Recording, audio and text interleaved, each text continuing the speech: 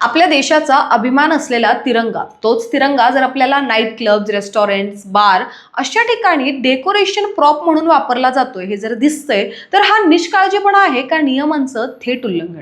पुण्यातूनच समोर आलेला हा प्रश्न आता थेट राष्ट्रपती भवनापर्यंत गेलेला आहे. पुण्यातील उद्योगपती आणि सामाजिक कार्यकर्ते प्रफुल्ल सरदा यांनी 26 जानेवारी रोजी या गोष्टीची कंप्लेंट फाईल केली होती. आणि हा जो प्रश्न आहे तो आता लिटरली नॅशनल लेवलपर्यंत गेलेला आहे. कारण की त्यांचा जो प्रश्न समोर आला होता, कारण की 26 जानेवारी रोजी पुण्यामध्ये असलेले जे रेस्टॉरंट्स आहेत, बार, क्लब्स, इथं जो आपला तिरंगा आहे तो तिथं डेकोरेशन प्रॉप म्हणून वापरला जातोय आणि त्याचे बरेचसे व्हिडिओ व्हायरल देखील झाले होते पुण्यामध्ये. आणि ह्या गोष्टीची दखल घेत त्यांनी 26 जानेवारी रोजी या गोष्टीची कंप्लेंट फाईल केली होती. आणि त्यांचं असं म्हणणं होतं की जो रिपब्लिक डे आणि इंडिपेंडन्स डे जेव्हा आपण साजरा करतो तो आपण आपल्या देशासाठी आणि आपल्या तिरंगासाठी ती जी रिस्पेक्ट आहे ती त्यांना रिस्पेक्ट देण्यासाठी करतोय.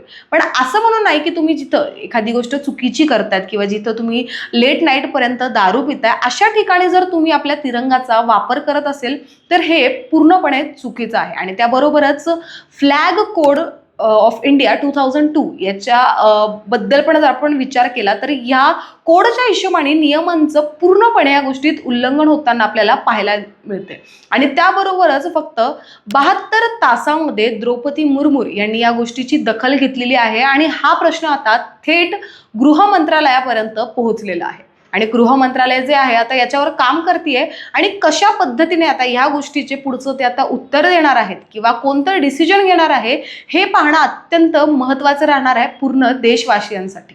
आता यावर तुम्हाला काय वाटतंय आम्हाला कमेंटच्या माध्यमातून सांगायला विसरू नका आणि पाहत राहा न्यूज डॉट्स.